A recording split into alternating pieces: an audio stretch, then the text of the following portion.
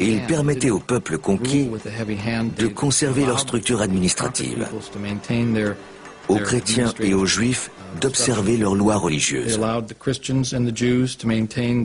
Dans bien des cas, la présence du nouveau régime ne se faisait pas trop ressentir.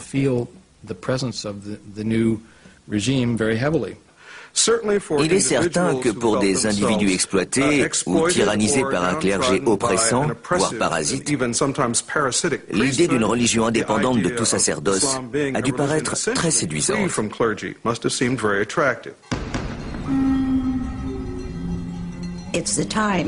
C'est l'époque qui crée le mouvement, et parfois les hommes aussi. L'Empire romain était divisé, l'Empire byzantin trop faible. On éprouvait le besoin d'une nouvelle vision, d'un nouveau regard sur la vie. Je crois que la mission de Mahomet a rempli ce vide au sein des sociétés de l'époque. Les gens étaient en attente de certaines formes de solidarité. Les leçons du Coran qui ont tellement réussi aux musulmans médinois et mécois se répandent partout dans le monde.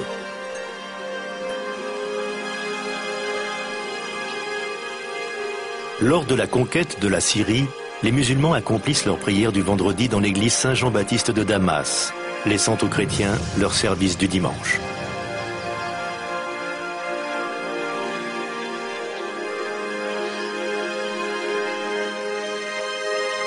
Côte à côte, les deux confessions, en paix, se partagent un même édifice.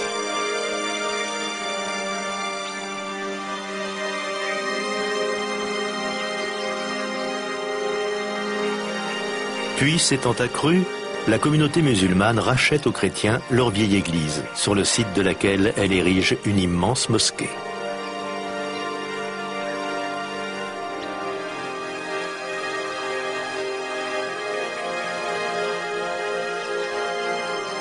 Des artisans byzantins l'ornent de mosaïques dorées, représentant le paradis musulman. La grande mosquée de Damas servirait de modèle à celle qu'on allait construire à travers l'Empire.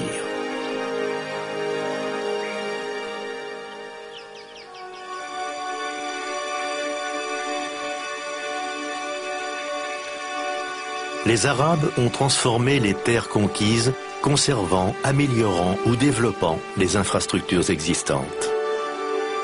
En Tunisie, à partir de ruines romaines, ils inventent un système d'assainissement des eaux ingénieux, se servant de la gravité pour séparer l'eau douce des sédiments.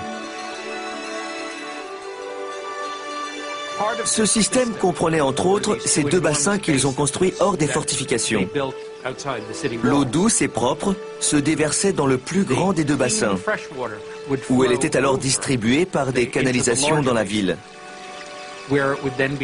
Nous sommes ici plusieurs siècles avant qu'en Europe, on ait même songé à la possibilité d'installer l'eau courante.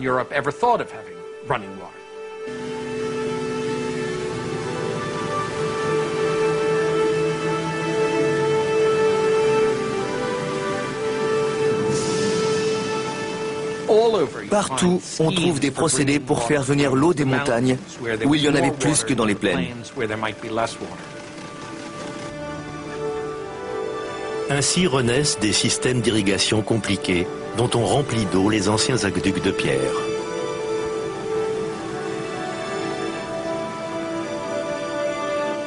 L'agriculture prospère grâce à l'introduction dans la région méditerranéenne de denrées vitales comme le blé.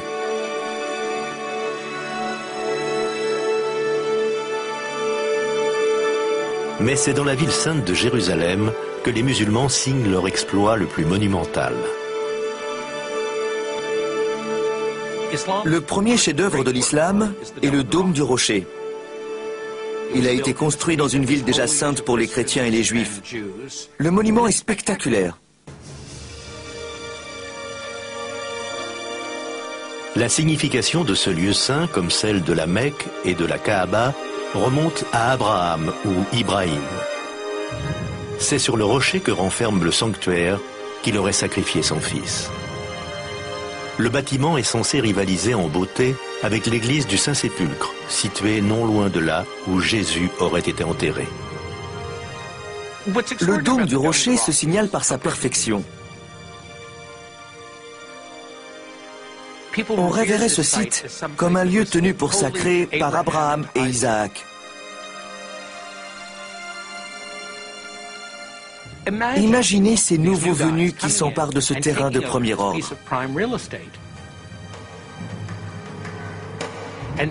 Ils construisent, en l'honneur d'une nouvelle religion, un édifice qui se dresse sur une montagne et brille au soleil sous les yeux de tout le monde. Ce n'est pas anodin. Il s'agit d'un geste important, fondateur. L'islam est là pour durer.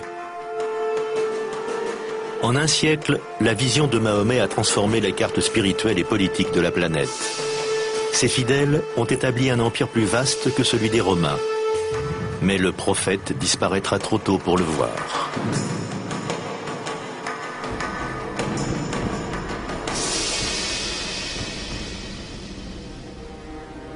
En 632 après Jésus-Christ, en cette 11e année du calendrier islamique, 2 ans seulement après la prise de la Mecque, il s'éteint.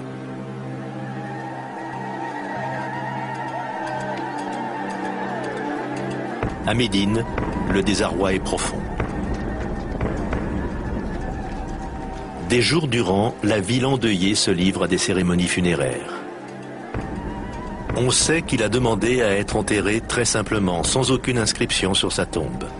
Il ne voulait pas qu'on vienne prier sur sa tombe pour qu'on ne se détourne pas du culte divin. Dieu n'avait parlé aux siens que par son intercession. Abandonné de lui, il le serait peut-être aussi de Dieu. La mort de Mahomet a déclenché une crise dans la jeune communauté islamique. La question de sa succession est la première dont on s'est préoccupé. Les opinions divergeaient quant au choix d'un nouveau chef. Pour les chiites, la secte des partisans d'Ali, Mahomet avait désigné comme successeur Ali, son beau-fils et cousin.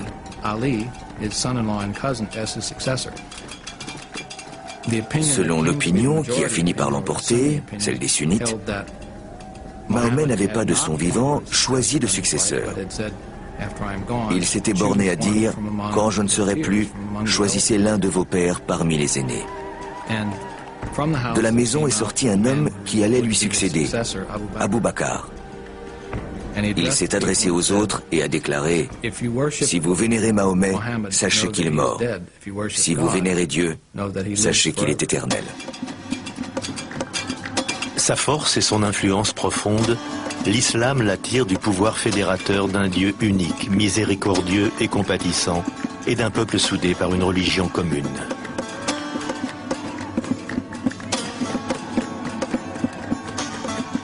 Ce n'est pas Mahomet qui a mené la conquête ni créé l'empire qui vient au jour, mais le pouvoir transfigurateur de son message.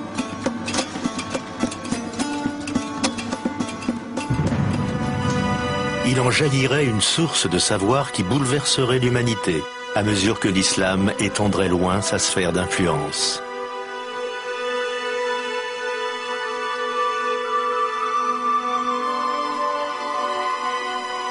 Un nouvel âge attend maintenant les musulmans, qui les destinent à un islam des Lumières, à de nouveaux horizons, ainsi qu'à un choc entre grandes puissances comme le monde n'en a jamais connu.